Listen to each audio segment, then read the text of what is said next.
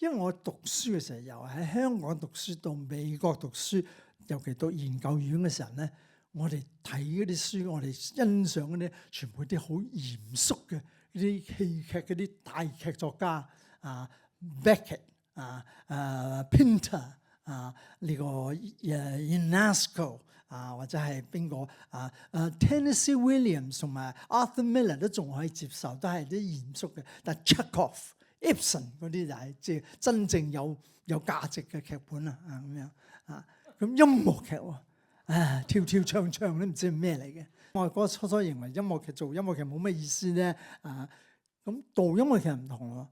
我可以試下咁，點知一試咧就改變咗我啦。我發覺原來音樂劇咧，尤其從導演角度去睇嘅時候咧，就發覺原來音樂劇咧有好多嘢可以講，而且講得嚟可以好 relate 到啲觀眾，可以同觀眾好有溝通，可以有 connect 到嗰啲觀眾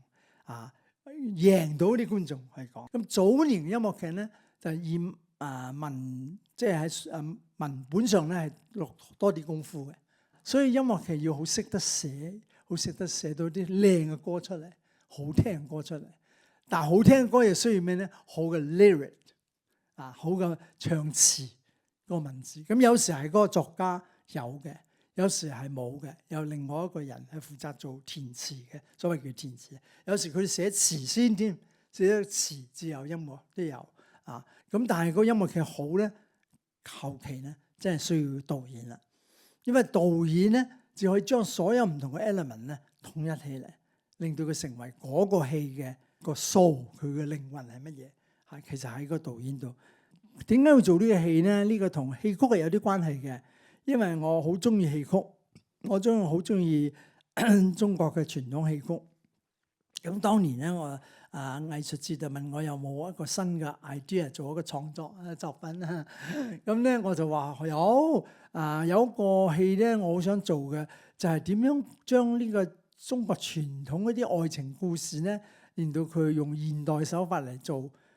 咁就介紹俾觀眾睇唔使一定做傳統嘅戲曲嘅故事，但係現代故事係點嘅咧？咁但係咧，我發覺咧，如果我做音樂劇咧，我就唔可能做咁多嘢，因為我音樂劇就係音樂劇。咁唯一可以做嘅咧，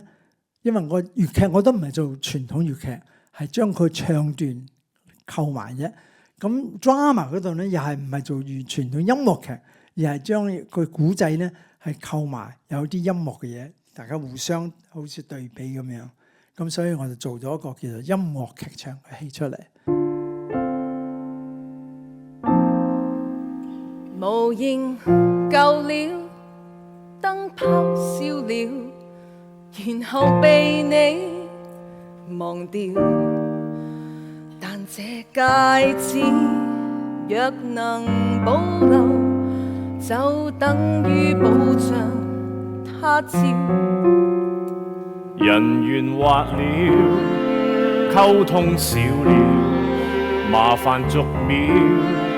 減少，唯獨戒指心中想要，偏給他要走了，能淡些輕描，無負這高潮。人像已開竅，一切慶幸能夠抹掉。原因就係其實呢個粵劇嘅表演咧，已經唔係粵劇表演噶啦人哋如果睇粵劇嘅觀眾就好知道嘅啦個走位表演形式全部唔係嘅。但係就係因為咁。其實如果用一個音樂劇場嘅角度嚟講，就好多空間啦，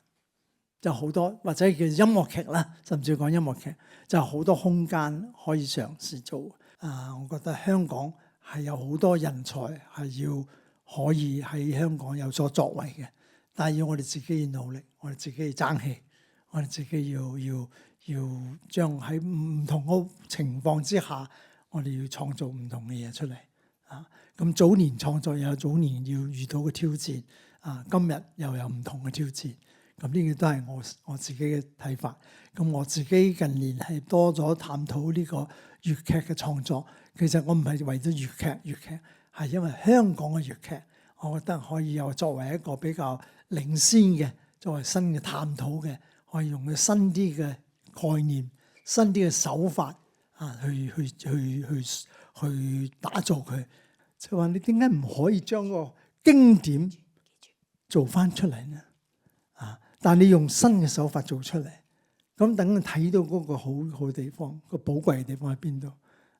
好少人做，好少人做嘅。咁其實呢個同樣就係等於今日我做粵劇嘅時候，